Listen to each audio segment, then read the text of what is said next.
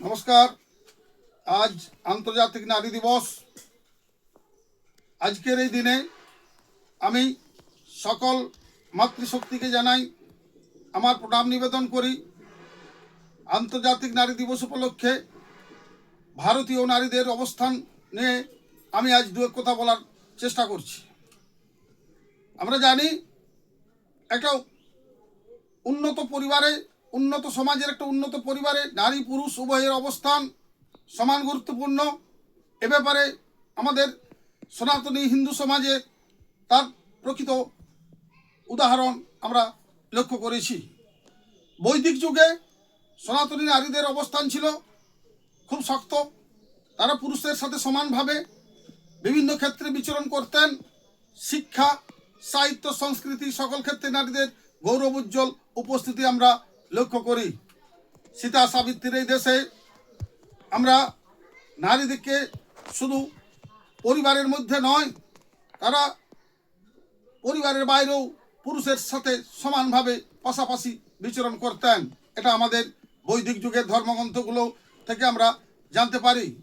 তখন নারীদের সমাজের অবস্থান ছিল যথেষ্ট উন্নত, সমাজের বাঁধন ছিল সুগভীর।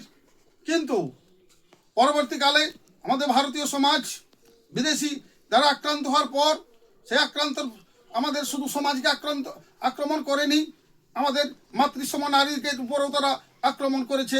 এ ব্যাপারে ইতিহাসে প্রমাণ আছে। ভারতবর্ষের যে মধ্যযুগে বিদেশিদের আক্রমণের ফলে এদেশে তারা আক্রমণ করে আমাদের নারীদের সম্মান অনেকটা লুণ্ঠিত করেছে। এটা ঐতিহাসিক সত্য। কিন্তু ভারতীয় নারী সমাজ আজ বিশ্বে একটা শক্তি। আমি এ ব্যাপারে বর্তমান যিনি আমাদের সর্বোচ্চ সাংবিধানিক যে সম্মানের পদ, রাষ্ট্রপতির পদ অলঙ্কৃত করেছেন একজন নারী, তাই আজ আমরা গর্বিত। আন্তর্জাতিক নারী দিবসে ভারতবর্ষে বর্তমান সরকারকে ধন্যবাদ যে নারী দিবসে পাককালে নয়, এটা আমাদের ভারতীয় সমাজে যে বর্তমান যে ছবি, একজন নারীকে দেশের সর্বোচ্চ শীর্ষ আসনে বসিয়ে নারী সমাজকে আমরা আজ সম্মান দিয়েছি। বর্তমান কেন্দ্রীয় সরকারকে ধন্যবাদ, নরেন্দ্র মোদীজিকে ধন্যবাদ। এ ব্যাপারে আমি নারী দিবস সম্পর্কে আরেকটি কথা বলতে চাই। আপনারাও দেখেছেন, গতকাল শিলিগুড়িতে এসেছিলেন আমাদের মাননীয় সম্মানীয় রাষ্ট্রপতি দ্রৌপদী মুর্মু। কিন্তু আমরা লক্ষ্য করলাম কি, এ রাজ্যের মুখ্যমন্ত্রী একজন নারী। সংবিধান অনুসারে রাষ্ট্রপতি যখন কোনো একটা রাজ্যে আসেন তাকে সম্মান জানানো সাংবিধানিক নীতি। কিন্তু বর্তমান মুখ্যমন্ত্রী তিনি এই সাংবিধানিক রীতিনীতি তোয়াক্কা না করে রাষ্ট্রপতির ক্ষেত্রে তার সাক্ষাৎ করলেননি এবং রাষ্ট্রপতিকে উপেক্ষা করার চেষ্টা করলেন। এটা সংবিধান লঙ্ঘনের সামিল বলে আমি মনে করি। এ ঘটনা নিন্দা জানাবার কোনো ভাষা নেই যে একজন নারী হয়ে আরেকজন নারীকে সম্মান জানানোর ক্ষেত্রে যে সাংবিধানিক যে ব্যবস্থা, সেটা তিনি সংকট সৃষ্টি করলেন। আমি বলতে চাই, নারী দিবস উপলক্ষে মাননীয় মমতা ব্যানার্জি তিনি নারী দিবসে নারীদের সম্মানকে সর্বাগ্রে ভুলুণ্ঠিত করলেন।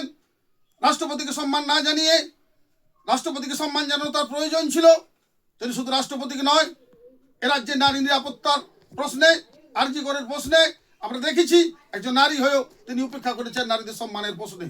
আমি আজ আন্তর্জাতিক নারী দিবস উপলক্ষে সমগ্র মাতৃশক্তির কাছে আমার আবেদন, অনুরোধ, আসুন আগামীতে সীতা সাবিত্রীর এই দেশে আমরা এই পশ্চিমবাংলাকেও নারী শক্তিকে যাতে আগামীতে শক্তি হিসাবে রূপে তুলে ধরতে পারি। তারা যেন প্রকৃত একটা সমাজের শক্তি, সেই হিসাবে দেখানোর জন্য নারীদের উপর যে কোনো অন্যায় অত্যাচারের বিরুদ্ধে যে জিরো টলারেন্স নীতি নিয়ে যে প্রশাসন চলবে, সে ভারতীয় জনতা পার্টি যেটা আজকে ভারতবর্ষের অন্যান্য রাজ্যে যেভাবে সরকার চালাচ্ছে, পশ্চিমবাংলাও আমরা নারীদের সম্মান এবং নিরাপত্তার প্রশ্নে যে ভারতীয় জনতা পার্টি যে উপযুক্ত ব্যবস্থা নেবে, এ আশাবাদী হয়ে আগামী 2026 নির্বাচনে আমরা সকল নারী পুরুষ মিলে ভারতীয় জনতা পার্টিকে পশ্চিমবাংলার সরকারে নিয়ে এসে সমগ্র প্রশ্নে শুধু নারী নিরাপত্তা নয়, শুধু নারীর সম্মান নয়, সমগ্র সমাজের প্রশ্নে আমরা একটা গুরুত্বপূর্ণ সিদ্ধান্ত নেব। এটাই হবে আজকে নারী দিবসের তাৎপর্য, এটাই হবে আজকে নারী দিবসের আহ্বান। সকলকে ধন্যবাদ এবং অভিনন্দন জানিয়ে আমি আমার এই ছোট্ট বক্তব্য এখানে শেষ করছি। ভারত মাতা কি জয়। নমস্কার।